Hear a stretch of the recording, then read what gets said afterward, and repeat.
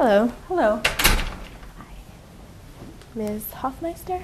Hi. Hi, I'm Pooja Chopra. Oh, hi, Pooja. My name is Mariana. Hi, Mariana. It's very nice to meet you. Nice to meet you. Okay, so how I understand this NER, I'm just going to give a little bit of a recap before I go into how I would approach it. So what I got from when I read it is that I just moved into a new apartment building, or an apartment building that has a state-of-the-art fitness facility to which myself and other tenants have access to with the numerical keypad. And I have my best friend, who is a single mother, has asked me for the keypad number so that she can come in and use the gym and get back into shape. Is that okay? Yep, that's right. All right. So if I was dealt with this scenario, what I would do, I think, is to start off, I would look into what are my responsibilities. And how I see it is I have a responsibility to my friend. She's asked me for a request, and she's been my friend from childhood, and she's asked me to help her out in getting back into shape. But I also see it that I have a responsibility to the apartment building that I live in and to the other tenants, and I'm sure that when I signed a lease, I signed a confidentiality agreement that this code is something that stays with me, and I would want to uphold that confidentiality as well. So how I would approach this is, I think I would start off and I would talk to my friend, and I would ask her why she would want to use my fitness facility. There may be several underlying causes. For instance, it mentioned that she's a single mother, so she may have difficulties meeting financial needs. And I know that gym memberships are expensive. $45 a month could build up over 12 months. And if she could save that money to provide education for her children or provide better groceries, so that could make a huge difference. In addition, the facility may be near her work. And so what I would do is ask her and kind of find the underlying problem.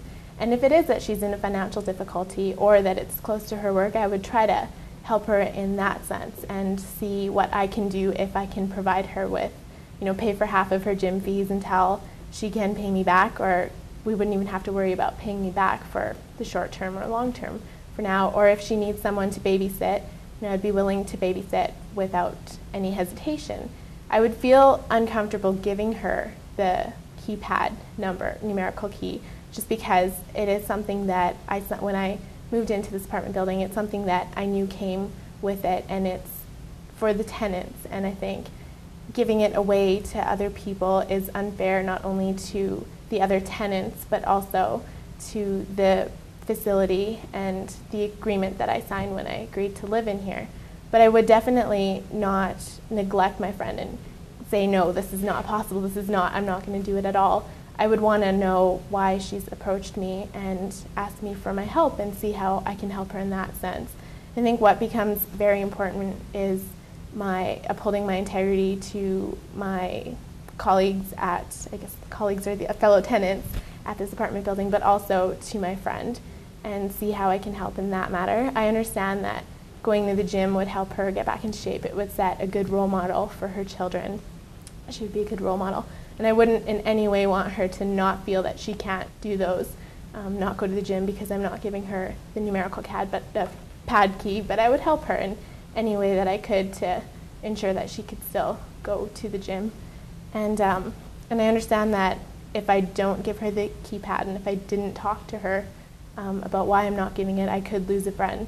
And she's been my friend since childhood, and I know that right now if I were to lose one of my best friends from childhood, it's very taxing on yourself and someone that you talk to and someone that you trust, and I don't want her to feel the same way that she can't trust me, she can't talk to me. So like I said, I wouldn't jump to any conclusions. I would try to help her in what way I can, and at the same time uphold my integrity to the fellow apartment tenants and who else are using the facilities. And yeah, so I'd wanna be a good friend to her and help her in this case. Do you have any ideas about what might happen to your friend if you do not respond positively to her request? Does that come into your decision making at all? It would, definitely would. If I didn't respond positively, I could A, lose her as a friend, B, she may not choose to go to the gym, and she might have thought, I'm just going to try this, and if it doesn't work out, then I might not go to the, I will not go to the gym, and that could affect her health. It could affect her, her peace of mind, and I don't want to do that, so I don't want to respond negatively to her. And I would respond positively with offering support, like I had mentioned above. I know that for myself, going to the gym is kind of a mode of relaxation, kind of getting away from it all, increasing my energy, and I think that she should have that available to her and not be restrained by what might be holding her back from going to the gym right now. Mm-hmm. So I would, like I'd mentioned before, is provide financial support and help her if she needed. You've mentioned some ways that you would work to maintain a good relationship with your friend. Mm-hmm. Is there anything else that you think that you could do? You've mentioned helping her with fees. Can you think of any other things you might do? Another thing that I could do is I could talk to my tenant or talk to the landlord and the fellow tenants and ask them if, I have a friend who is pretty much close enough to be a family member, and if it was okay for her to use the gym at maybe a reduced cost. So this way it wouldn't be like she's abusing the power, and the other tenants might find this unfair. Mm-hmm. But if she could get a membership at a reduced cost, and that knowing me, and I would provide good reference for her and see if that's a possibility. Another possibility I would look into, if there is some social programs available at, say, a leisure center, if there's a discounted for single mothers gym class, a fitness class that is offered once or twice a week, I would look into that and maybe help her set something like that up. And I would just look at the other resources that are available. We could always start with going to Walmart and buying those $10 fitness videos, and I would do it with her, and we could do the 10-minute ab shape exercise if that's a video that exists, but something like that, alternative options to help her. Okay.